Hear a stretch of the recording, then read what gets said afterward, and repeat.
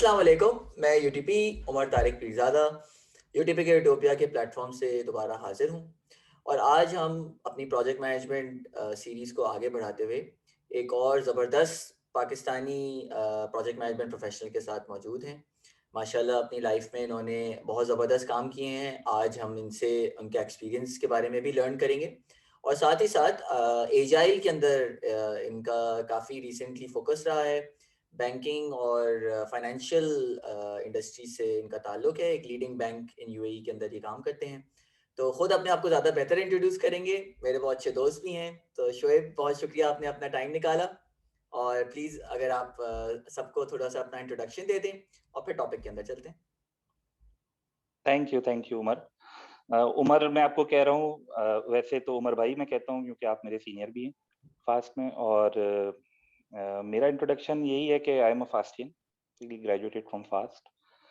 और Middle East में और दुबई में काफ़ी अरसे से हूँ।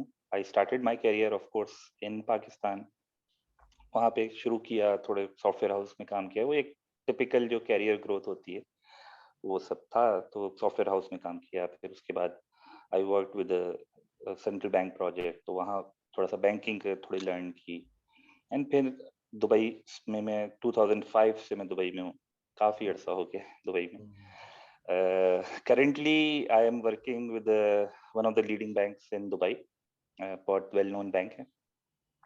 और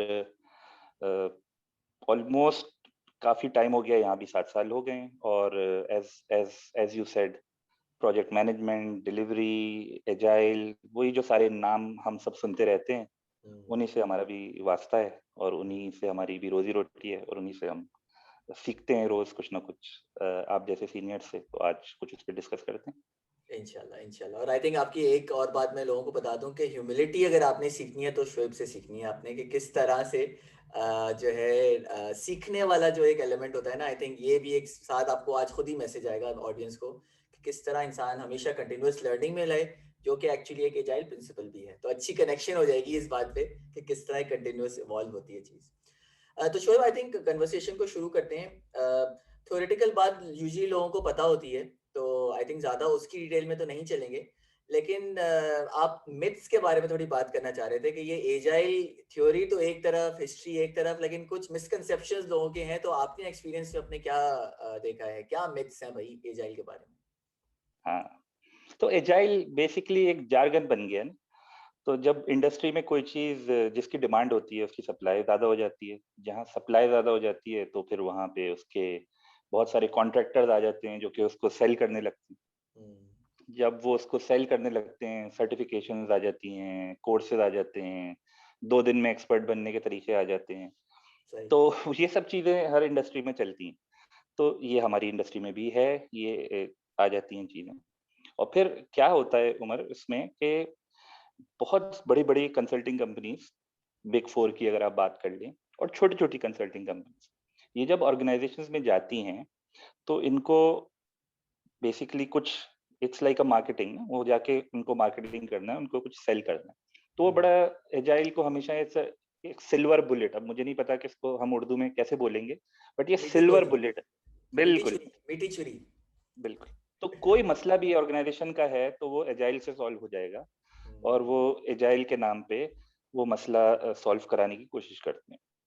तो एक बहुत ज्यादा मिथ्स हैं कि एजाइल का मतलब ये है कि कोई फ्रेमवर्क नहीं है, एजाइल का मतलब ये है कि कोई रिक्वायरमेंट डॉक्यूमेंट नहीं करना, एजाइल का मतलब ये है कि बस डेवलप करो, टेस्ट करो, रिलीज कर दो। एजाइल का मतलब ये भी है कि बहुत फास्ट सब कुछ हो जाएगा, अचानक से मैजिक होगा और सब कुछ बहुत फास्ट हो जाएगा ऑर्गेनाइजेशन में। तो ये सारी एजाइल के बारे में मिथ्स हैं कि प्लानिंग कोई नहीं होती, कंट्रोल नहीं हो सकता एजाइल पे। फिर क्या होता है कि ये जो हमारे जितनी भी डिलीवरी ऑर्गेनाइजेशन है, दुनिया में कोई भी डिलीवरी ऑर्गेनाइजेशन होगी, वहां पे जब डिलीवरी होती है तो उसके साथ साथ कहीं ना कहीं गवर्नेंस भी होती है, गवर्नेंस फंक्शंस एग्जिस्ट करते हैं। और जितनी बड़ी ऑर्गेनाइजेशन होगी उतने ज्यादा गवर्नेंस फंक्शंस होंगे। तो आईटी के लिए नहीं, हर हर हर प्रोफेशन पे गवर्नेंस होती है। तो अब मैं जैसे बैंकिंग की एग्जांपल ले, बैंक में क्या होता है आपकी, एक होती है आपकी आईटी गवर्नेंस जिसको हम पीएमओ कहते हैं। फिर आपकी होती है ऑडिट, फिर आपका होता है कंप्लायंस, फिर आपका होता है लीगल। तो बहुत सारे गवर्नेंस फंक्शंस एग्जिस्ट करते हैं बैंक में, तो बड़ी स्पेसिफिक इंडस्ट्री है, पैसे का लेन देन है, बड़ी रेगुलेशंस हैं, तो गवर्नेंस भी उतनी ही स्ट्रिक्ट होती है। उसके कंपैरिजन में अगर कोई एक आप मैन्युफैक्चरिंग कंपनी देख लें तो शायद उसमें इतनी गवर्नेंस ना हो, या कोई आप एक प्योर प्रोडक्ट कंपनी देख लें तो उसमें शायद इतनी गवर्नेंस ना हो। तो बैंकिंग इंडस्ट्री में गवर्नेंस बहुत है। तो जब बैंकिंग इंडस्ट्री में एजाइल का नाम आता है ना, तो ये सारे जो मिथ्स हैं ये बड़ी स्केरी हो जाती हैं सबके लिए। एवरीबॉडी इज लाइक, ओह ये तो एजाइल में तो कोई कंट्रोल नहीं होगा, एजाइल में तो कोई गवर्नेंस नहीं हो सकती, एजाइल में तो रिस्क कैसे मैनेज होगा, एजाइल में तो डिलीवरी। तो ये सारे जो मिथ्स हैं ये सब हमारे प्रोफेशन में हैं। और इसमें बड़ी मजे की बात ये है कि बड़े डिफरेंट ओपिनियन है, क्योंकि हर बंदा जो है वो एजाइल का एक्सपर्ट है। आप किसी से भी बात करें वो एजाइल का एक्सपर्ट है। मैं भी आपके सामने यहाँ बैठा हूँ, आता जाता शायद मुझे कुछ ना हो, मगर मैं भी एजाइल का एक्सपर्ट हूँ, तो मैं भी एजाइल पे ज्ञान दे सकता हूँ। तो कोई भी एजाइल पे ज्ञान देने को यहाँ तैयार है और दे रहा है।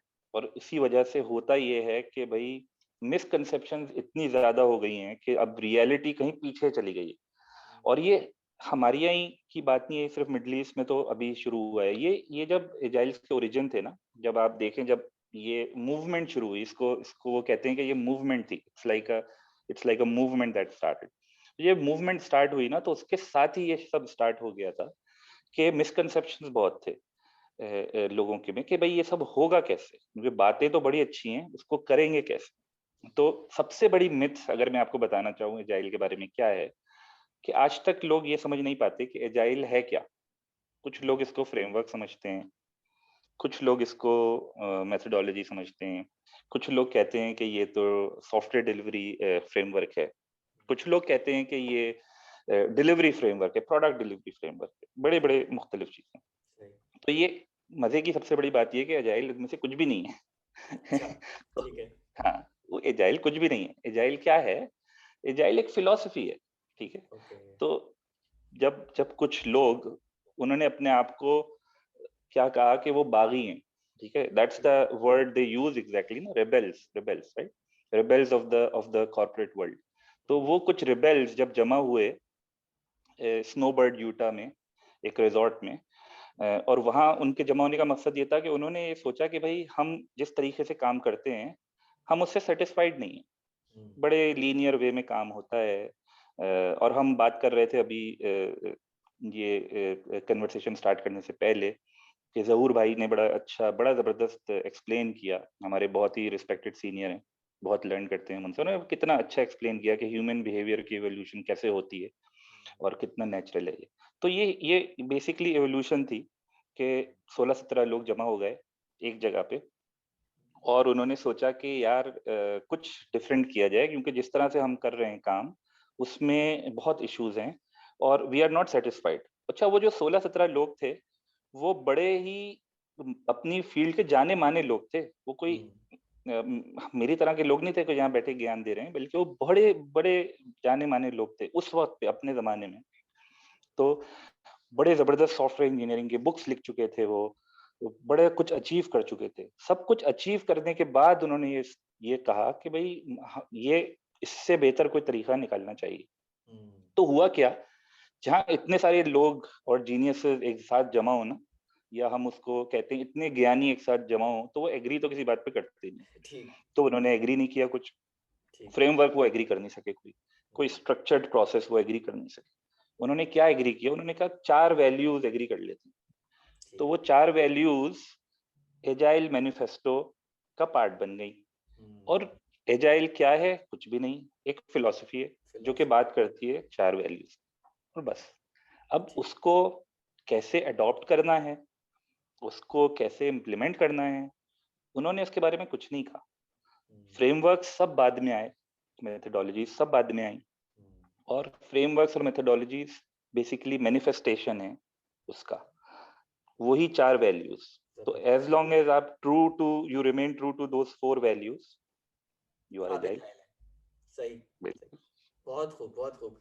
आई थिंक कुछ अच्छी बातें आपने टच की। कुछ चीज़ें तो बुक में लोग पढ़ लेते हैं जब अपना सेफ एजाइल अगर वो सर्टिफिकेशन दे रहे हो, लेकिन आपने जिस अंदाज से ये बात समझाई तो आई थिंक वो नीड जो उभरी थी वो यही थी कि दुनिया बहुत जल्दी बदल रही है, मतलब अनसर्टेनिटी इतनी है, दुनिया इतनी जल्दी क्विकली इवॉल्व चेंज हो जाती है, तो अब ये लीनियर वाटरफॉल मेथड जो है वो चैलेंज हो रहा था। और आई थिंक एक और कन्वर्सेशन में भी ऑडियंस ज़रूर याद करेगी कि हमने वाटरफॉल को भी स्टडी किया, और ये हम कोई भी नहीं कह रहा कि वाटरफॉल की अब ज़रूरत नहीं है। बात बिल्कुल सिर्फ ये हो रही है कि कुछ जगह पर एजिलिटी चाहिए, कुछ जगह पे वाटरफॉल चाहिए, एंड दैट इज नाउ के एक्सपीरियंस प्रोजेक्ट मैनेजमेंट प्रोफेशनल्स अब ये जजमेंट जो ले सकते हैं अपने एक्सपीरियंस से कि कहाँ पे मुझे किस तरह इन वैल्यूज को जो है वो इम्प्लीमेंट करना है। आई थिंक ये अब जो है वो स्किल है एक अच्छे प्रोजेक्ट मैनेजमेंट प्रोफेशनल की। अच्छे मिथ्स आपने ब्रेक किए थोड़े से।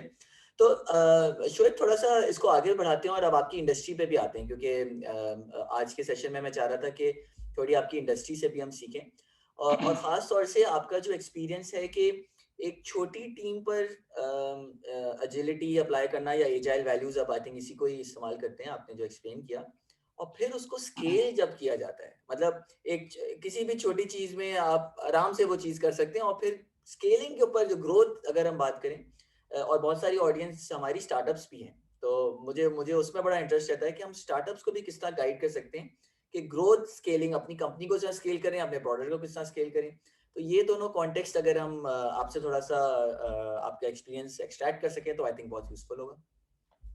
बिल्कुल। तो ये बड़ा ही इंटरेस्टिंग एक एक्सपीरियंस था। मैंने जहाँ मैं हूँ, जिस बैंक में, उससे पहले मुख्तलिफ टीम्स के साथ काम करने का मुझे अपॉर्चुनिटी मिली। वहाँ हमने एजाइल वैल्यूज और जो फ्रेमवर्क्स हैं, स्क्रम है, कानबान है, लीन है, एक्सट्रीम प्रोग्रामिंग है, उन सब पे काम किया, एक्सपेरिमेंट किया, इम्प्लीमेंट किया। कहीं पे अच्छा सक्सेस हुआ, कहीं पे लर्निंग मिली, सीखने को मिला, और वी इम्प्रूव।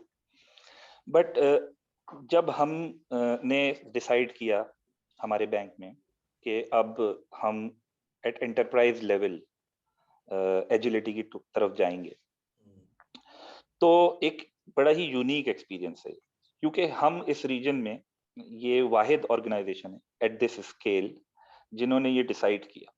और हमने ये डिसाइड किया तकरीबन 4 साल पहले, आज से पहले। ये बहुत मशहूर, जो लोग इस रीजन में हैं उनको पता है कि ये बहुत फेमस डिजिटल ट्रांसफॉर्मेशन है। इसके बड़े अखबारात में चर्चे हुए, और हम उसके अब लास्ट लेग में हैं। तो ये बड़ा ही एक यूनिक एक्सपीरियंस था कि आप एक फाइनेंशियल ऑर्गेनाइजेशन को, जो कि इतनी रूल्स एंड रेगुलेशंस की पाबंद है, उसको किस तरह से एजिलिटी फ्रेमवर्क में लेके आओ कि वो एजाइल भी हो, but at the same time compromise ना हो किसी गवर्निंग फ्रेमवर्क पे, किसी रेगुलेशन पे। क्योंकि बहुत सी एक्सटर्नल बॉडी, ये तो मैंने बात की और हमने डिस्कस किया कि इंटरनल गवर्निंग फ्रेमवर्क्स होते हैं, और बैंक्स के तो आपको पता है कि फिर सेंट्रल बैंकिंग रेगुलेशंस भी बिल्कुल हैं, बिल्कुल। फिर आपके रीजनल रेगुलेशंस हैं, फिर आपके इंटरनेशनल रेगुलेशन, बड़ी बड़ी सारी चीजें हैं। तो ये जो एक्सपीरियंस था, ये इट्स अ बड़ा ही यूनिक एक्सपीरियंस था। तो हमने क्या किया कि हमने पहले वाटर टेस्ट किया कि एक एक टीम ली उसको, जो कि नॉर्मल एक तरीका होता है, जैसे ऑर्गेनाइजेशंस और बैंक्स ने दुनिया भर में ऐसे ही किया है कि वो एक एक टीम पिक करते हैं, उसमें कोई फ्रेमवर्क चूज करते हैं। जैसे if you are doing product delivery, तो scrum is perhaps the more suited framework, तो आप स्क्रम ले लो, चलो स्क्रम अप्लाई करो टीम पे। उनको कोच करो थोड़ी देर, आपने स्क्रम मास्टर असाइन कर दिया, कोच असाइन कर दिया टीम को, उनको डे टू डे बेसिस पे आपने सिखाया कि एजाइल वैल्यूज कैसे अडॉप्ट करते हैं। अगेन अपने ऑडियंस के लिए कि turning milestones into sprint and standing up every day is not agile. बिल्कुल ठीक। Not agile. So we are completely talking about something completely different, right? कि customer co-creation कैसे करना है, iteratively value कैसे deliver करना है, project नहीं, value कैसे deliver करना है, सही। हमने वैल्यू को मेजर कैसे करना है, कस्टमर सेटिस्फेक्शन तक, एक ऑप्टिमम लेवल तक कैसे जाना है। तो ये सारी चीजें हैं उसमें। तो ये एक बड़ा यूनिक एक्सपीरियंस था, क्योंकि जब हम एक टीम के साथ हमने ये किया, एक प्रोडक्ट के साथ किया, फिर एक एक डिवीजन के साथ किया, फिर हमारा टेक्नोलॉजी फंक्शन बहुत बड़ा है और सारे टच पॉइंट्स आते हैं। आपको पता है आजकल के जमाने में अब बैंकिंग इंडस्ट्री जो है वो it's not a same banking industry as it was 10 और 20 इयर्स अगो। बिल्कुल अब टेक्नोलॉजी इनेबल्ड भी नहीं है, टेक्नोलॉजी ड्रिवन है बैंकिंग। बिल्कुल बिल्कुल बड़ा डिफरेंस आ गया है। तो हर हर हर बैंक का हर डिवीजन और हर डिपार्टमेंट इम्पैक्ट होता है उससे।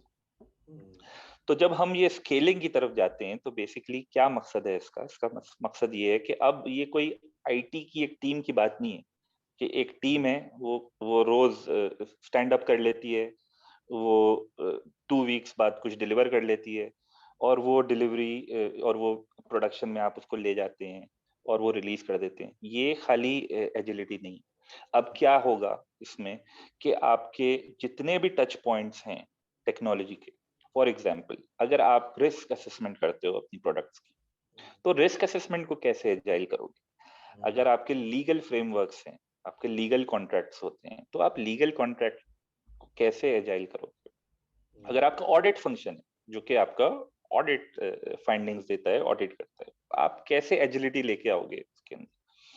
फिर एक टीम को तो आप स्क्रम फ्रेमवर्क में आप लेके आ गए और फिर स्क्रम फ्रेमवर्क अप्लाई कर दिया टीम पे और फिर उसको कोच किया कि वो they are actually applying agile values, learning through it. But यही काम अगर आपको 100 टीम्स के साथ करना हो तो कैसे करोगे? हम्म, ठीक है। हम्म, तो और स्क्रम फ्रेमवर्क की चूंकि हम बात बार बार मैं नाम ले रहा हूं तो मैं बताता चलूं कि स्क्रम सबसे फेमस फ्रेमवर्क है। इसके अलावा भी बहुत सारे फ्रेमवर्क्स हैं, तो ऐसा नहीं है कि कोई बाकी फ्रेमवर्क्स कोई बुरे हैं और स्क्रम अच्छा है। It's again it's about what suits you the best. ठीक तो स्क्रम फ्रेमवर्क को जब आप लेके अप्लाई करते हो एक टीम पे और वही फ्रेमवर्क आपको 10 टीम्स पे अप्लाई करना है, तो स्क्रम तो इसके बारे में कुछ नहीं कहता क्योंकि scrum is a very loosely coupled framework. ठीक है, तो क्या होता है कि फिर आपको ये देखना है कि how your organisation will cater to that. तो उसमें डिफरेंट ऑप्शंस आते हैं आपके पास। क्या ऑप्शंस हैं? कुछ तो फ्रेमवर्क्स अवेलेबल है रेडीमेड। ठीक है, आपके पास फ्रेमवर्क है, बड़ा मशहूर फ्रेमवर्क है आजकल, बहुत उसका चर्चा है, लोग जगह जगह उसकी सर्टिफिकेशंस की मैं देखता हूँ अपडेट्स। सेफ के नाम से है, अगर आप लोगों ने सुना हो उसको। ठीक है, इसी तरह से एक है डैड, डिसिप्लिन्ड एजाइल फ्रेमवर्क, इतना सुना नहीं होता लोगों ने लेकिन ये भी है। इसी तरह से एक और फ्रेमवर्क है लेस के नाम से, LESS, ये भी एक फ्रेमवर्क है। बहुत सारे फ्रेमवर्क्स अवेलेबल हैं, लेकिन यहाँ पे एक प्रॉब्लम आती है।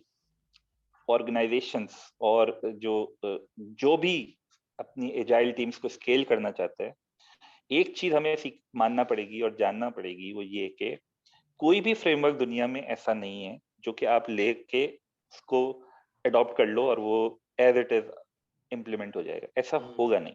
हम्म, तो क्योंकि एजाइल वैल्यू क्या है? इंस्पेक्ट एंड अडेप्ट ना, एंड लर्न फ्रॉम इट। सही सही तो आपको हर फ्रेमवर्क कुछ गाइडेंस देता है जो कि आपको लेना है और फिर उसको अप्लाई करना है और उसको ट्वीक करना है कि आपके लिए क्या सूटेबल है। ठीक है, सही बिल्कुल सही तो फॉर एग्जाम्पल एक एग्जाम्पल देता चलूं कि हमारे पास सेफ है और सेफ में वो बड़ी जबरदस्ती स्ट्रीम्स बना देता है कि आपकी एक टीम है, फिर आपका एक रिलीज है, फिर आपका एक पोर्टफोलियो है। जरूरी नहीं है कि आप एग्जैक्टली एज इट उसको अप्लाई करें। आप चूज कर सकते हैं उसमें से क्या अच्छी वैल्यूज हैं, क्या उसमें से इम्पोर्टेंट रोल्स हैं, क्या उसमें से इम्पोर्टेंट मैसेजेस हैं, वो आप चूज करें और अपनी ऑर्गेनाइजेशन को थोड़ा थोड़ा करके कि एक डिपार्टमेंट, दो डिपार्टमेंट्स, एक टीम्स, दो टीम्स, किस तरह से आप उनको कोच करते हैं। और फ्रेमवर्क कोई कोई फ्रेमवर्क भी ऐसा नहीं है जो कि आप लेके एज इट इज अप्लाई कर सकें। आपको उसमें इम्प्रोवाइजेशन लाना पड़ेंगी, आपको उसको ट्वीक करना पड़ेगा, आपको उसमें इनोवेशन लाना पड़ेगी और उससे लर्न करना पड़ेगा कि आप कैसे करते हैं उसको। तो हमने भी ऐसे ही किया, हमारी भी जर्नी ऐसे ही है कि हमने स्टार्ट जब किया तो हमने एक टीम, दो टीम्स, फिर एक वक्त आया कि हमारे 10 टीम, 12 टीम्स, और अब इस वक्त हम almost more than 100 teams are अच्छा there. तो okay they are working and again कोई एक फ्रेमवर्क नहीं है, even at the team level different frameworks, different values, depend करता है टीम की नेचर। अगर एक टीम है जो कि एक प्रोडक्ट डिलीवर करती है, डेवलप करती है और डिलीवर करती है, तो उसके लिए एक फ्रेमवर्क है। अगर कोई टीम प्रोडक्ट को सपोर्ट करती है, सिर्फ ऑपरेशनल टीम है, तो सही ऑपरेशनल टीम स्क्रम नहीं उसके लिए शायद वो इतना सूटेबल ना हो, उसके लिए परहैप्स कानबान ज्यादा सूटेबल होगा, क्योंकि उसमें वो अपनी वर्क इन प्रोसेस डिफाइन कर सकते हैं, लिमिट्स कंट्रोल कर सकते हैं, अपनी विजुअलाइजेशन दे सकते हैं। तो एक बड़ा बड़ा ही इसमें एक मजेदार बात ये है कि कोई चीज भी ऐसा नहीं है कि written in in in in in stone, कुछ भी ऐसा नहीं। आप फ्रेमवर्क कोई सा भी लेंगे, आपको फ्रेमवर्क लेना होगा और उसको एडजस्ट करना होगा, उसको ट्वीक करना होगा और उसको अप्लाई करना होगा। और फिर इम्पोर्टेंट चीज सबसे ज्यादा ये है कि आपको लर्निंग से सीखना होगा।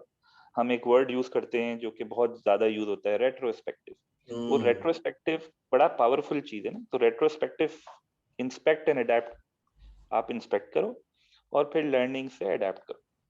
तो ऐसे है। तो इसका कोई सिंपल हल नहीं है कि आपको कोई फ्रेमवर्क अगर मैं बता दूं कि भाई ये फ्रेमवर्क है जो कि आप अगर आप एजाइल को स्केल करना चाहते हैं तो आप चूज करें, ऐसा है नहीं। आई थिंक शुएब काफी बातें आपने अच्छी मतलब बहुत सारी बातें करती, तो मैं इसको थोड़ा सा ब्रेक करता हूँ ताकि हम उसको टुकड़ों टुकड़ों में अंडरस्टैंड कर सकें। तो आई थिंक सबसे पहले एक तो ये कि बहुत खुशी हुई सुन के कि आपने ये डिजिटल ट्रांसफॉर्मेशन के किस तरह आपने एक ऑर्गेनाइजेशनल चेंज का एक आपने हमें वो दे दिया पूरा कि भाई एक स्मॉल से बड़े की तरफ किस तरह जाते हैं, चेंज किस तरह होता है। तो आई थिंक शुरू वाले कंपोनेंट में चलते हैं जिसमें बाय इन की बात होती है। अब इतने बड़े चेंज की तरफ अगर एक रेगुलेटेड बैंक जा रही है तो वहां से बात शुरू करते हैं और फिर टुकड़े करते करते आपकी 100 टीम्स तक पहुंचते हैं। आई थिंक जर्नी के साथ हमारी ऑडियंस भी आपके साथ साथ चलेगी। तो ये शुरू में कैसे हुआ? क्योंकि ऑब्वियसली एक ट्रेडिशनल तरीके से बैंक चल रही है, प्रॉब्ली सक्सेसफुल भी है। अगर वो यूएई की एक मशहूर बैंक है तो डेफिनेटली उसकी प्रीवियस सक्सेस भी है। तो ये पहला पहला बाय इन कैसे हुआ कि हाँ भाई हमें ये करना पड़ेगा या जरूरी है, और स्पॉन्सरशिप लेवल पे किस तरह ये कहानी शुरू कैसे हुई? इसकी इसकी बड़ी एक फिलोसॉफिकल रीजनिंग है। वो फिलोसॉफिकल रीजनिंग ये है कि when you are at the top, right, so there are only two ways to go. Either you go down the hill from there or you go further above. तो हम हमारे organisation ने एक चीज realise की, और इसका क्रेडिट हमारी ऑफ कोर्स जो मैनेजमेंट है उसको जाता है कि भाई आपने अब आप डिजिटल वर्ल्ड में आप टॉप पे हो इस रीजन, तो अब आपने क्या करना है? आपने जो आप कर रहे हो वही करते रहना है, या आपने compete करना है बिग बॉयज के साथ in the world and sustain करना है अपने आप को। तो जब जब ये रियलाइजेशन हुई तो उसी वक्त एक और रियलाइजेशन भी हो गई कि भाई आजकल जो कंपटीशन है वो बैंक से नहीं है। अब बैंक का बैंक के साथ कंपटीशन नहीं है, बैंक का कंपटीशन है फिनटेक्स के साथ। क्योंकि क्योंकि आजकल की वर्ल्ड में जो सबसे ज्यादा टफ टाइम बैंक्स को दे रहे हैं वो है फिनटेक्स। फिनटेक्स क्या होती है, इनकेस अगर कोई नहीं जानता तो मैं एक्सप्लेन करते चलूं कि फिनटेक क्या है। एक डिजिटल कंपनी है, एक छोटी कंपनी होती है, कंपेयर टू बैंक छोटी होती है। वैसे तो जरूरी नहीं है कि छोटी हो या बड़ी हो, बड़ी बड़ी फिनटेक्स भी हैं, अब हो गई हैं।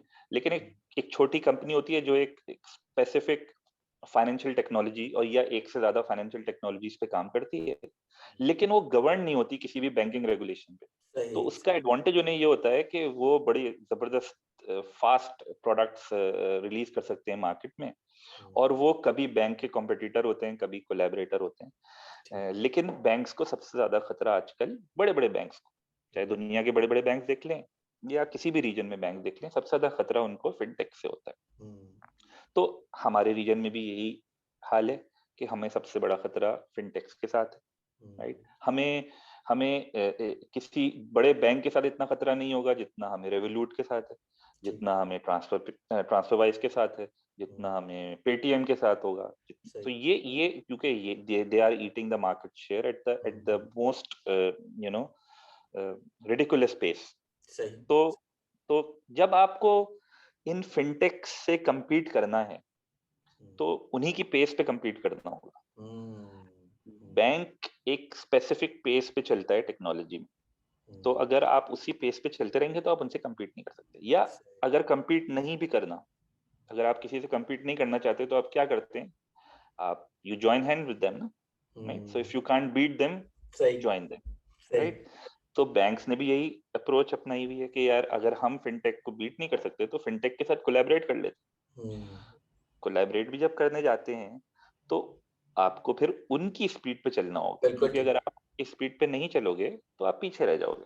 सही। स्पीड खाली से मतलब, अगेन प्लीज ये मत लीजिएगा कि 100 डेज की डेवलपमेंट हम 10 डेज में कर लेंगे, ये स्पीड ठीक। नहीं होती है। स्पीड का मतलब ये है एडेप्टेबिलिटी।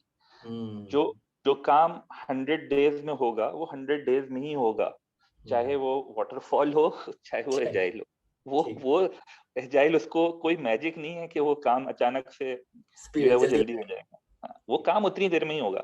लेकिन उसमें होगा क्या कि कुछ आप प्रायोरिटाइज कर लेंगे कि यार 100 डेज का जो काम है वो पूरा करने की जरूरत नहीं है। पहले एक काम करते हैं, इसमें से मोस्ट इंपॉर्टेंट चीज उठाते हैं, 10 दिन का काम कर लेते हैं, 20 दिन का काम कर लेते हैं और टेस्ट करते हैं उसको कि ये जो चीज हम कर रहे हैं is it really worth doing also और नॉट। अगर वो सही। है वर्थ डूइंग तो करते रहते हैं, अगर नहीं है तो फिर उसको देखते हैं कि उसमें इम्प्रूवमेंट कैसे ला सकते हैं। तो ये जो फिनटेक्स हैं, they work like that exact. फिनटेक्स क्या करती हैं, एक प्रोडक्ट लॉन्च करती हैं, वो प्रोडक्ट सक्सेसफुल होता है, कभी सक्सेसफुल नहीं होता। जो सक्सेसफुल होता है उसको वो इम्प्रूव करते हैं, जो सक्सेसफुल नहीं होता उससे वो लर्न करते हैं, उससे एक और प्रोडक्ट लॉन्च करते हैं। सही। तो सही। बैंक्स को जब फिनटेक्स के साथ compete करना है तो हम्म। बैंक्स को उस स्पेस पे जाना होगा।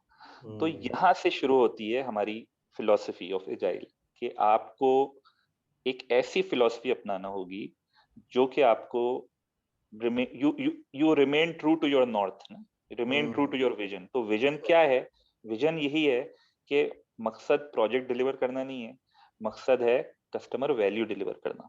सही। सही। मकसद आउटपुट नहीं है, मकसद है आउटकम। बड़ा डिफरेंस है इसमें। वेरी नाइस, वेरी तो नाइसली पुट। तो जब जब ये करना है तो ये कैसे करना है? ये करने का कोई मैजिक वॉन्ड है नहीं किसी के पास। ये करने के लिए आपको अपनी फिलॉसफी में एजाइल वैल्यूज एम्बेड करना होंगी, उनको अपनाना होगा। फिर अपनी टीम्स को, अपने स्टेक होल्डर्स को, अपने एग्जीक्यूटिव्स को कोच करना होगा। तो ये वो स्टार्टिंग पॉइंट होता है बहुत सारी ऑर्गेनाइजेशंस का, जहां से वो अपनी जर्नी स्टार्ट करती हैं towards spiritual and philosophical journey of adopting agile values and moving towards that. और ये खाली हमारे बैंक का नहीं है। मजे की बात ये है कि जब हमने ये ट्रांसफॉर्मेशन शुरू की तो हमने बहुत सारे ऑर्गेनाइजेशंस को विजिट किया। ओके।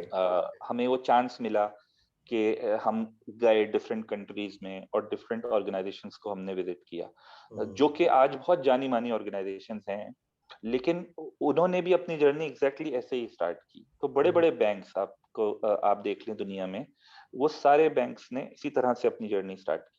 हमने सही। जाके उनको देखा, उनसे पूछा, उनसे लर्न किया कि भाई आपने जब स्टार्ट किया तो आपकी मोटिवेशन क्या थी, आपकी एपिटाइट क्या थी रिस्क की, कि भाई हम अपना वे ऑफ वर्किंग चेंज करेंगे। तो उन सब का सेम ही आंसर था कि if we keep doing what you are doing then we will keep getting what we are getting. तो अगर हमें यहाँ से कुछ इम्प्रूव करना है फर्दर इन दिस वर्ल्ड, तो हमें अपना वे ऑफ वर्किंग चेंज करना होगा और हमें एजाइल वैल्यूज को अडॉप्ट करना होगा।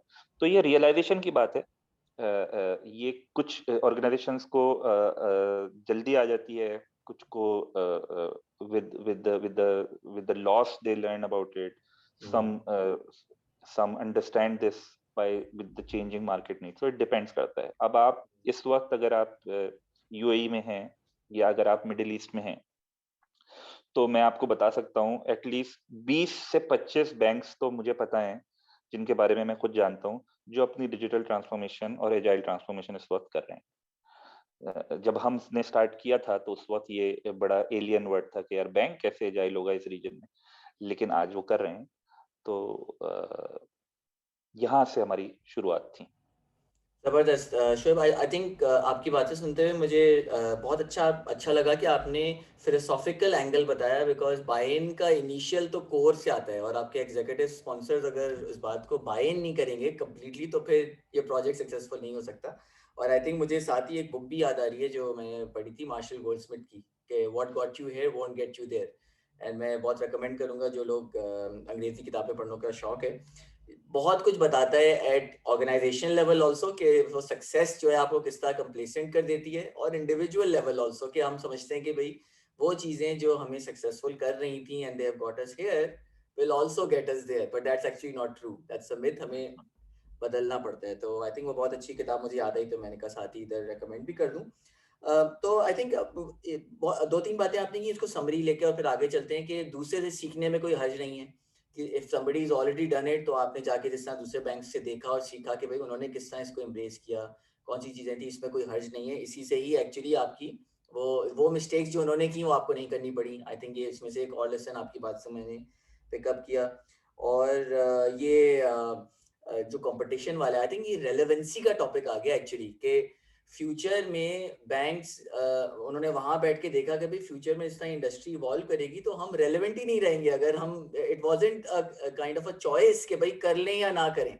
इट वाज ऑलमोस्ट अबाउट कि भाई ये तो फिनटेक हमारे रेवेन्यूज पिकअप करते जा रहे हैं, हमारे रेवेन्यू स्ट्रीम में से चीजें उठाते जा रहे हैं, तो हम तो रेलेवेंट ही नहीं रहेंगे। एंड आई थिंक जो बैंक्स इस चीज को एम्ब्रेस करते हुए उन्होंने कहा अच्छा आप कैसे करेंगे, तो फिर agile was one way to do that. I think that was a nice context setting आपने की। और एक और बात करके फिर आई थिंक आगे चलते हैं कि ये एजिलिटी को लोग मिसअंडरस्टैंड करते हैं स्पीड से, ये स्पीडीनेस और चीजें जल्दी करना, जबकि एजिलिटी इज अबाउट कि एक तरफ गए दुनिया बदल गई तो आप फिर दूसरा रास्ता ले सकें, फिर दूसरा रास्ता ले सकें। टाइम आपको वही लग रहा है, जिस तरह आपने बहुत अच्छी तरह पुट किया। तो ये भी मिथ आपने साथ साथ एक बस्ट कर दी जो लोगों के जहन में होता है कि भाई जब आप एजाइल हो गए तो अब चीजें जल्दी डिलीवर होंगी। ऐसा नहीं है, कस्टमर वैल्यू वेरी लाइकली होगी कि डिलीवर हो इन एन अनसर्टेन वर्ल्ड। तो आई थिंक ये भी बात अच्छी आपने की। अच्छा, अब थोड़ा आगे चलते, तो बाय इन हो गया, एग्जीक्यूटिव स्पॉन्सरशिप आ गई, और एक तरह से ऑर्गेनाइजेशन लेवल पर एक डायरेक्शन आ गया कि भाई इतने टाइम में हमने कोशिश करनी है कि हम एजाइल हो जाएं या रेलेवेंट हो जाएं आगे आने वाले वक्त के लिए। उसके बाद फिर किस तरह, मतलब आपने थोड़ा तो इंडिकेशन दी कि स्मॉलर टीम्स में थोड़ा आपने टेस्ट किया इसको, लेकिन मैं इसमें बड़ा इंटरेस्ट मेरा इंटरेस्ट है, एंड होपफुली ऑडियंस का भी इंटरेस्ट होगा, कि आईटी के अलावा जो डिपार्टमेंट्स होते हैं, आपने कुछ टच भी किया, लीगल है, ऑडिट है, इनमें एजिलिटी लाने में अगर आप थोड़ा सा इसको इलेबोरेट करें, बिकॉज मेरा ये अपना पर्सनल इंटरेस्ट है कि सॉफ्टवेयर में थोड़ा बहुत सारे एग्जांपल्स मिल जाते हैं, लेकिन ये दूसरे डिपार्टमेंट्स में एजिलिटी कैसे आई, आई थिंक इस पे थोड़ा सा टच करें तो फिर आगे चलते हैं। ठीक है, तो एक पॉइंट मेंशन करते चलूं इस पॉइंट को एक्सप्लेन करने से पहले कि एजाइल ट्रांसफॉर्मेशन या एजाइल वैल्यूज या जो आप अडॉप्ट करते हैं उसमें सबसे बड़ी जो रुकावट है, ब्लॉकर हम एक वर्ड यूज करते हैं ना आज, रुकावट, सबसे बड़ी रुकावट होता है कल्चर। तो वो क्यों, उसकी वजह क्योंकि ये जितनी भी एजाइल वैल्यूज हैं ये अबाउट बिहेवियर्स हैं, अबाउट बिहेवियर्स। तो कैसे बिहेव करते हैं आप इन डिफरेंट सर्कमस्टेंसेस, ये है एजाइल वैल्यूज। तो सबसे बड़ा बिहेवियर में रुकावट क्या होगी अगर आपको बिहेवियर चेंज करना है, आपका एग्जिस्टिंग बिहेवियर। और कल्चर क्या है, कल्चर जो है वो collective behaviour of a group of peoples culture. तो ऑर्गेनाइजेशन में हम बहुत दफा सुनते हैं कि यार हमारा कल्चर ये है, हमारा कल्चर, तो कल्चर क्या है, हम सब उस कल्चर का पार्ट होते हैं और हम सबका कलेक्टिव बिहेवियर एक कल्चर बनाता है। बिल्कुल। तो ऑर्गेनाइजेशंस जब एजाइल वैल्यूज अडॉप्ट करने की तरफ जाती हैं और फिर डिफरेंट फ्रेमवर्क्स या प्रोसेसेस बनाती हैं, तो उसमें सबसे बड़ी रुकावट है उसमें कल्चर, क्योंकि एक एग्जिस्टिंग कल्चर होता है और उस कल्चर को चेंज करना बहुत मुश्किल है। ठीक है, मैं अपनी टीम को ये तो बोल सकता हूँ कि आप जो है वो पहले बीआरडी मिलती थी आपको एक 200 पेजेस, तो अब आपको जो है वो प्रोडक्ट बैकलॉग मिलेगी और उसमें बड़ी नाइसली रिटन यूजर स्टोरीज होंगी, राइट। और यूजर स्टोरी ऐसे लिखते हैं तो वो सीख लेंगे, यूजर स्टोरी ऐसे लिखते हैं, और स्प्रिंट सेरेमनी ऐसे करना है, खड़े होकर सुबह 15 मिनट के लिए कर लेंगे, और डेमो जो है वो ऐसे होगा, वो भी हो जाएगा। कल्चर कैसे चेंज होगा, बिकॉज आपका बिहेवियर तो चेंज नहीं होगा ना। ऐसा नहीं हो सकता कि आप आज सोए और कल आप उठे तो आप कल एजाइल हो गए, ऐसा नहीं हो सकता। तो कैसे कल्चर चेंज होगा, तो ये सबसे बड़ा प्रॉब्लम है। और आपने बात की एक मशहूर बुक की, तो एक और बहुत मशहूर बुक है हमारे पीटर ड्रकर का, बहुत मशहूर कोट है कि culture Yeats strategy for breakfast. बिल्कुल तो बिल्कुल। क्या होता है कि आप एजाइल बड़ी जबरदस्त ट्रांसफॉर्मेशन करने जाते हो, और बड़ा जबरदस्त प्रोसेस डिफाइन करते हो और उसमें मटेरियल है और बताया है टीम्स ये करेंगी और ऐसे होगा और वैसे होगा, लेकिन कल्चर चेंज ही नहीं होता। उस culture is eating strategy for breakfast every day. सही सही। तो सबसे बड़ा यहाँ पे चैलेंज ये होता है कि आपको कल्चर चेंज करने के लिए आपको दोनों एंगल्स पे जाना है। आपको ground up individual behaviours change करना है और कोच करना है, उनको बताना है, क्योंकि बाय फोर्स नहीं कर सकते आप जब तक सही। कि आप कन्विंस ना करें। और आपको टॉप से भी उनको मोटिवेट करना है या उनको इनलाइटन करना है, उनको समझाना है कि देखो ये it's a right way of doing it. तो ये कल्चरल चेंज बड़ा बड़ा ही डिफिकल्ट चेंज होता है।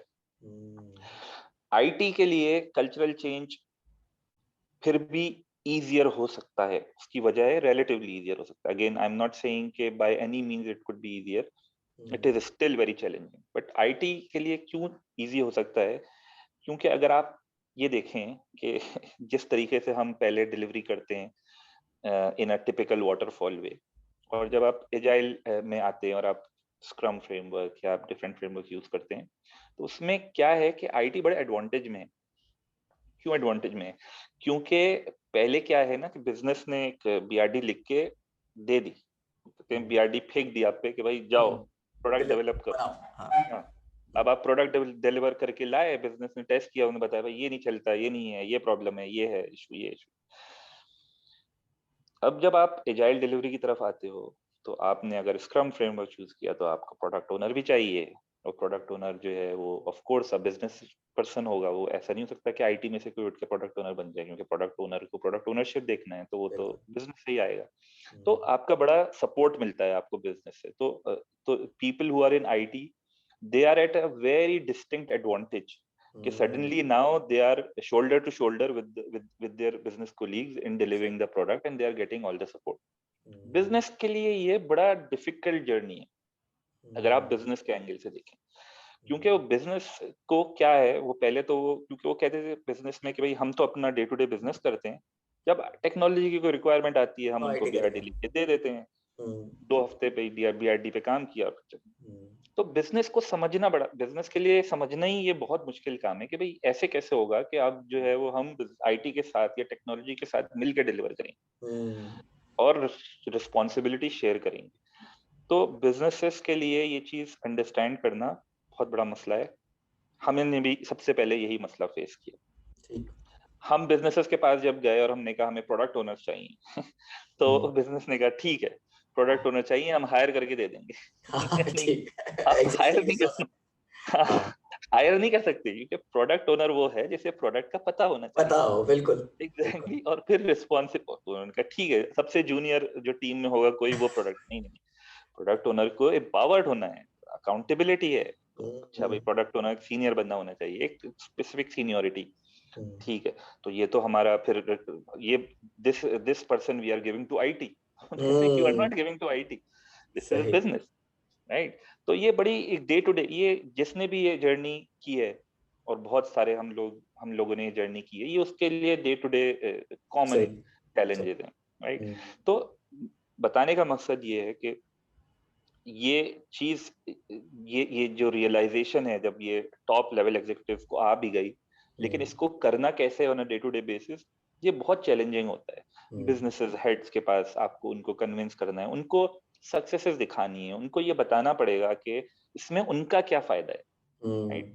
जब तक उनको ये समझ नहीं आएगा कि उसमें उनका क्या फायदा है, वो इसको कभी भी इन अ ट्रू सेंस अडॉप्ट नहीं करेंगे। फोर्सफुली तो कर सकते हैं, लेकिन फोर्सफुली चलेगा नहीं, फोर्सफुली ये चलता नहीं।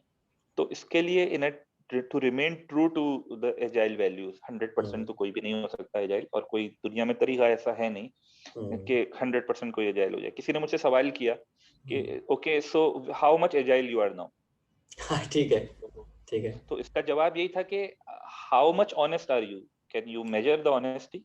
You can not measure the honesty, right.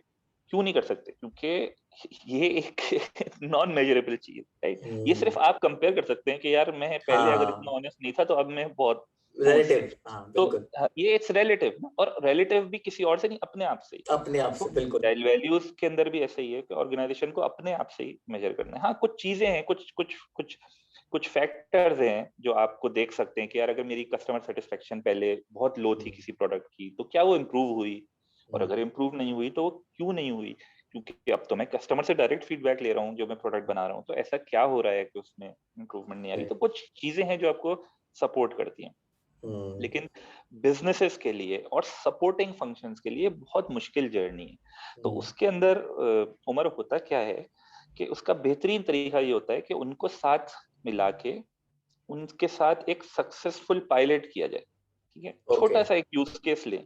तो हमने मैं अपनी एक एग्जांपल दे देता हूँ। हम एक बिजनेस यूनिट में गए, हमने उन बिजनेस यूनिट को कहा कि भाई आपको कोई नहीं कह रहा है एजाइल होने, राइट, क्योंकि जैसे ही हम उनको बोलें कि आप एजाइल हो जाएं, तो ये ऐसे ही है कि कोई मेरे पास आके मुझे बोले कि शोएब कल से जो है आप ऑनेस्ट हो जाइएगा, तो मेरा पहला रिएक्शन क्या होगा? मैं कहूंगा भाई मैं तो आज नहीं हो गया मैं ऑनेस्ट हूँ, मैं तो ऑनेस्ट हूँ, हमेशा से ही ऑनेस्ट हूँ, मैं तो क्या बात कर दी आपने। ठीक। तो एजाइल का भी ऐसा ही है, जैसे ही आप उनको बोलो कि भाई आपको कल से एजाइल होना है, मैं तो हमेशा से एजाइल हूँ, हम तो ऑलरेडी एजाइल। तो आपको ये नहीं कहना कि आप एजाइल सेल नहीं कर रहे हैं, आपको वैल्यूज बताना है, आपको उनको ये बताना है कि देखो मैं आपका प्रॉब्लम सॉल्व कर सकता हूँ, या मैं अटेम्प्ट कर सकता हूँ आपके प्रॉब्लम सॉल्व। जरूरी नहीं है कि मैं सॉल्व कर दूं, लेकिन मैं एटलीस्ट अटेम्प्ट करूंगा प्रॉब्लम सॉल्व करने के लिए। आप मुझे बताओ कि आपका सबसे बड़ा प्रॉब्लम है क्या, क्या एरिया है जहां आपका प्रॉब्लम, क्या आप चाहते हो जिसके अंदर कुछ थोड़ी सी एक्सपेरिमेंटेशन करने की हमें रूम मिलेगा, जिसमें हम कुछ एक्सपेरिमेंट करें और उसमें हम साथ साथ मिलकर ट्राई करते हैं। तो हमने क्या होता है कि हमें वो सारे यूज केसेस ढूंढना होते हैं कि क्या क्या जब हम शुरू कर रहे होते हैं ये, तो ये बड़ी सेंसिटिव चीज होती है, क्योंकि यहाँ से आप it's about it's you can make और ब्रेक ना। अगर आपने रॉन्ग यूज केस सिलेक्ट कर लिया तो क्या होगा, या तो सक्सेसफुल नहीं होगा, या फिर अगर सक्सेसफुल नहीं भी होगा, एंड गोल सक्सेसफुल होना नहीं है, एंड गोल ये है कि उनको ये बता सकें कि there is a better way to do a work. सही यू कैन सही। Still fail, you can still fail, but there is a better way. So उसमें यूज केस बड़ा अच्छा, उनके साथ बिजनेस प्रॉब्लम आपको आइडेंटिफाई करना है, बिजनेस प्रॉब्लम डिफाइन करना है बड़ी अच्छी तरीके से, बिजनेस प्रॉब्लम है क्या। और problem definition is also is not something simple, क्योंकि जब आप प्रॉब्लम डिफाइन करने जाते हैं तो लोग अपनी नीड बताते हैं, प्रॉब्लम नहीं बताते। सही, बिल्कुल सही। तो आपको आपको बेसिकली उनको बताना है कि यार आपकी प्रॉब्लम क्या है, राइट। तो प्रॉब्लम डिफाइन करेंगे और फिर उनके साथ मिल के आपको बेंचमार्किंग करना होगी कि अच्छा ये प्रॉब्लम कैसे कैसे क्या मैं करूं कि ये प्रॉब्लम सॉल्व हो।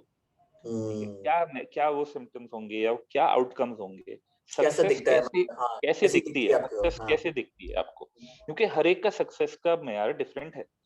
तो ये बताना बहुत जरूरी है। तो इसका कोई सिंपल तरीका नहीं है उमर, ये बहुत बहुत ही जिसे कहते हैं कि इट्स अ लॉन्ग वॉक। आपको डिपार्टमेंट बाय डिपार्टमेंट जाना होता है और उनके साथ ये काम करना होता है। एक और बात साइड में मैं आपको करता चलूं कि जी। जब आप एक चीज को सक्सेसफुल दिखाते हो ना, सक्सेस इज कंटेजियस। सही। जो जो भी जरा सा भी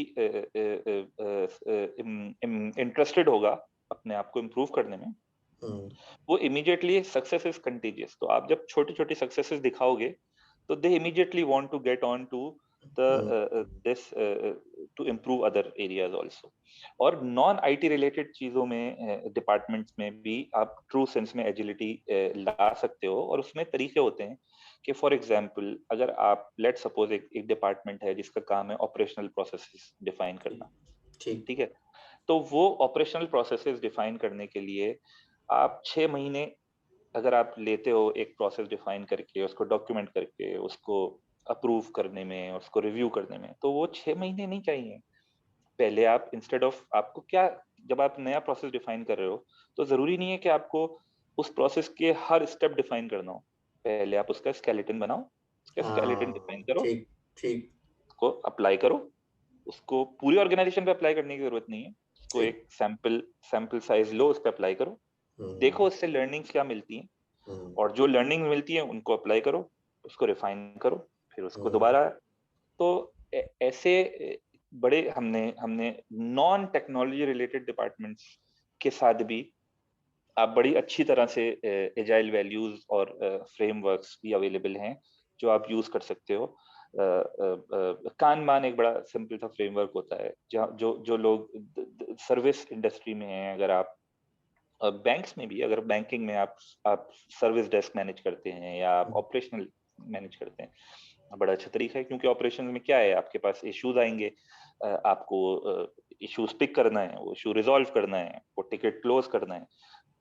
कानबान बड़ा अच्छा सा फ्रेमवर्क है, बड़ा सिंपल सा फ्रेमवर्क है, आपको बताता है कि पूरी विजिबिलिटी लेके आता है कि भाई क्या आपकी टू डू बैकलॉग है, कितनी आपकी करंट वेब लिमिट है, कितनी आपकी कैपेसिटी है, एक साथ आप कितनी चीजें कर सकते हो। अगर आपकी कैपेसिटी टीम की लेट सपोज 12 टिकट्स है, तो द मोमेंट आपको 13 टिकट आ गया इंपॉर्टेंट, तो उसमें से इसका मतलब ये है कि जो काम कर रहे हो उसमें से कुछ छोड़ना पड़ेगा। करना पड़ेगा, तो सही। और ये बड़ी सिंपल चीजें हैं, लेकिन ये कि बड़ी यूजफुल है। तो जब आप इसको रियल लाइफ में even non technology related departments में अप्लाई करते हो, तो बड़ा बड़ा अच्छा, बड़ा डिफरेंट एक्सपीरियंस है, लेकिन बड़ा बड़ा मीनिंगफुल और बहुत ही इम्पैक्टफुल होता है ये। मतलब लॉजिकल है, मतलब इंसान की लॉजिक से एसोसिएट कर सकता है, कोई ऐसा फ्रेमवर्क नहीं होता।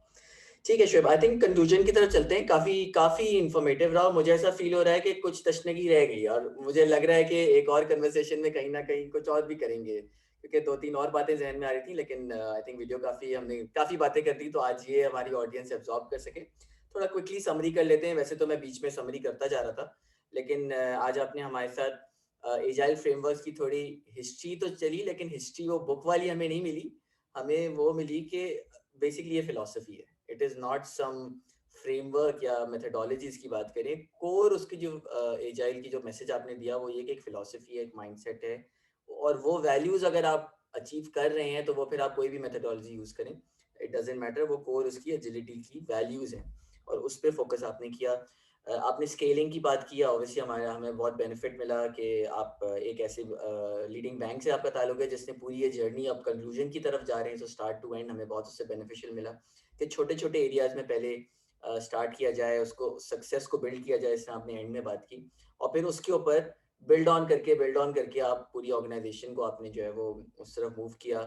बाय इन से स्टार्ट हुई सारी बात के इनिशियल बाय इन जो है कैसे लिया, दूसरी बैंक से कैसे सीखा, एग्जीक्यूटिव स्पॉन्सरशिप को उनको, मुझे ऐसा फील हुआ कि आपने वो टॉपिक्स टच किए जो उनके लिए बर्निंग पॉइंट्स के, कि भाई आप रेलेवेंट ही रहेंगे, आपकी लीडरशिप को क्वेश्चन किया जाएगा अगर आपने आज वो डिसीजन नहीं लिया। आई थिंक उन चीज़ों को जब टच किया जाए तो मुझे एक और चीज़ बड़ी अच्छी लगी आज के सेशन में कि हमने बात तो हम एक प्रोजेक्ट मैनेजर और प्रोजेक्ट मैनेजमेंट प्रोफेशनल से कर रहे थे, लेकिन हम एक ऑर्गेनाइजेशनल चेंज का लेसन मुझे आज लग रहा था, हमें वो मिल रहा था कि ऑर्गेनाइजेशन चेंज कैसे चलाई जाए। और यही मुझे हमारे प्रोफेशन के बारे में बहुत एक इंटरेस्टिंग बात लगती है कि इतने सारे फैसेट्स हैं, ये कहने को वो प्रोजेक्ट मैनेजर होता है या प्रोग्राम मैनेजर होता है, पोर्टफोलियो मैनेजर होता है, लेकिन कितना सारा ये ह्यूमन एलिमेंट ऑफ फिलोसफी और साइकोलॉजी एक्चुअली चल रही होती है एक प्रोजेक्ट मैनेजर के दिमाग में। आई थिंक ये भी आज फ्लेवर हमारी ऑडियंस को मिला। और कंक्लूजन में फिर आपने एक छोटे से एरिया को टच किया कि जरूरी नहीं है कि सिर्फ टेक्निकली जो डिपार्टमेंट्स हैं वो एजिलिटी पे जाएं, नॉन टेक्निकल डिपार्टमेंट भी एजिलिटी पे जा सकते हैं। और आई थिंक ये अब एक नेक्स्ट फेज आ रहा है एजिलिटी के लेट्स से प्रोफेशन में, प्रोफेशन ही कहूँगा क्योंकि जैसे आपने कहा कि ये प्रोफेशन बन गया और हर कोई अब एजिलिटी पे बात कर रहा है, लेकिन इस स्पेस में अब आई थिंक ये आ रहा है कि अब नॉन टेक्नोलॉजी वाले डिपार्टमेंट्स कैसे एजाइल हों, और फिर ऑर्गेनाइजेशन लेवल उस वक्त ही एजाइल होगी जब सब डिपार्टमेंट्स और सब लोग जो हैं वो एजिलिटी के जाएं। तो आई थिंक इसके ऊपर प्रॉब्ली एक और कन्वर्सेशन हो सकती है, देखिए अब आप आपका वक्त मैं कब दोबारा से लूँ। तो शोएब बहुत शुक्रिया, आई थिंक बहुत ही इंफॉर्मेटिव और बहुत ही एक well rounded I think conversation रही। तो आपका बहुत शुक्रिया कि आपने एक मुश्किल चीज़ को बड़े अच्छे तरीके से आई थिंक स्टोरी टेलिंग अंदाज में आपने जो है वो एक्सप्लेन किया। आई एम श्योर हमारी ऑडियंस को भी इससे बहुत फायदा हुआ होगा। कोई पार्टिंग वर्ड्स आप कहना चाहें, उसके बाद फिर मैं कंक्लूजन की तरफ चलता हूँ। थैंक यू, बहुत ही मजा आया और ये बड़ी अच्छी गुफ्तगू थी, और कोशिश की कि इसको आसान अल्फाज में बयान किया जाए ताकि सबको समझ में आ जाए। और ये एक तरीके हैं मुख्तलिफ, ये कोई ऐसा नहीं है कि हर ऑर्गेनाइजेशन को ऐसा ही करना है जो मैं बता रहा हूँ, मैं तो अपना एक्सपीरियंस शेयर कर रहा हूँ, और बहुत सारे और तरीके भी हैं इसको अचीव करने के लिए। लेकिन ये कि एक अच्छी कन्वर्सेशन रही, मजा आया, और कुछ मजेदार टॉपिक्स हैं इसी से रिलेटेड भी, और इंशाल्लाह हम अपनी नेक्स्ट कन्वर्सेशंस में उसको कवर करेंगे, क्योंकि बड़े बड़े डिफरेंट डिफरेंट आपको चीजें सीखने को और देखने को मिलती हैं जब आप इस जर्नी को लेते हो। तो मैं इनकरेज करूँगा सबको कि भई आप अपनी-अपनी ऑर्गनाइज़ेशंस में एज़ अ चेंज कैटलिस्ट ज़रूर ट्राई करें और इसको don't sell it don't sell it as a silver bullet but ये है कि हाँ this is something to learn and experiment and फिर उससे आप सीखें। तो बहुत मज़ा आया और बहुत-बहुत शुक्रिया और इंशाल्लाह जबरदस्त। फिर ज़िंदगी रही तो फिर बात करते हैं इंशाल्लाह। ज़बरदस्त शेफ़। तो अब मैं अपनी ऑडियंस से मुखातिब हूँ। ये सिल्वर बुलेट का उर्दू ट्रांसलेशन मैं अभी तक नहीं ले पाया, बट कोशिश मैंने की, लेकिन मुझे ख़्याल है कि ये मीठी चूरी नहीं होती। ये वो चीज़ है जो एक शॉट में ख़त्म हो जाए ना, वो एक एक शॉट में हाँ, बंदा मर जाता है। तो डेफ़िनेटली एजाइल हर सॉल्यूशन का हल नहीं है। मेरे ज़हन में वो आ रहा है, वो एक शीशी में सारे इलाज नहीं होते थे जो हमें बसों में मिलते थे कराची में, मुझे उस तरह का कोई एग्ज़ाम्पल आ रहा है। एनीवे, अगर हमें कोई सुन रहा हो और वो समझता है कि सिल्वर बुलेट का बेटर उर्दू ट्रांसलेशन दे सकता है, तो प्लीज़ कमेंट्स में हमारे साथ हाँ, एंगेज करें। But otherwise I think closing remark में यही कहूँगा कि एक चीज़ जो मैंने पिक की और मैं इसका बहुत प्रमोट भी करता हूँ, ये इंस्पेक्ट एंड अडैप्ट और कंटिन्यूअस लर्निंग वाली जो चीज़ है, ये एक्चुअली हमारी लाइफ लॉन्ग एक चीज़ है। ये सिर्फ प्रोजेक्ट मैनेजमेंट प्रोफेशन पे नहीं है। आप कंटिन्यूअसली इवॉल्व इसी तरह करते हैं as a human being, as a any profession, जब आप अपने आप को भी रिफ्लेक्ट कर रहे हो और अडैप्ट कर रहे हो और कंटिन्यूअसली जो इवॉल्व कर रहे हो। तो आई थिंक एक क्लोजिंग मैसेज मैं ये देना चाह रहा था। उसके अलावा जो लोग हमारे वीडियोस फॉलो कर रहे हैं उनको पता होगा, लेकिन जो नए लोग सुन रहे हैं उनको बता दूं कि हम एक प्रोजेक्ट मैनेजमेंट कम्युनिटी बना रहे हैं, प्रोजेक्ट मैनेजमेंट यूटोपिया के नाम से। फेसबुक पे हमने स्टार्ट किया है, डिस्क्रिप्शन में मैं लिंक दे दूंगा। जो जो लोग इंटरेस्टेड हैं इस प्रोफेशन में, जो जो लोग ऑलरेडी इस प्रोफेशन में हैं और कुछ कंट्रीब्यूट करना चाह रहे हैं, तो मैं कोशिश कर रहा हूँ कि पाकिस्तानी प्रोजेक्ट मैनेजमेंट प्रोफेशनल्स जो हैं वो एक जगह जमा हो, और जिस तरह आज हमने एक होनहार एक्सपीरियंस प्रोफेशनल से कुछ सीखा, और साथ ही साथ आपने ह्यूमिलिटी भी देखी उनकी कि वो भी साथ-साथ सीख रहे थे। तो ये माहौल जो है मैं बनाना चाह रहा हूँ हमारे प्रोजेक्ट मैनेजमेंट यूटोपिया में भी, जिसमें एक-दूसरे से हम कुछ सीखें, इवॉल्व करें, और साथ ही साथ पाकिस्तान के माशाल्लाह इतने सारे ज़बरदस्त प्रोफेशनल्स हैं, उनको शोकेस भी किया जाए कि भई हम बहुत ज़बरदस्त काम कर रहे हैं दुनिया में। और माशाल्लाह माशाल्लाह कहकर मैं हर वीडियो में चलता रहता हूँ, क्योंकि I am really proud of my country mates कि किस तरह हम चेंज ला रहे हैं दुनिया में और इम्पैक्टफुल, और ये चीज़ भी जो है वो प्रोपेगेट करनी चाहिए।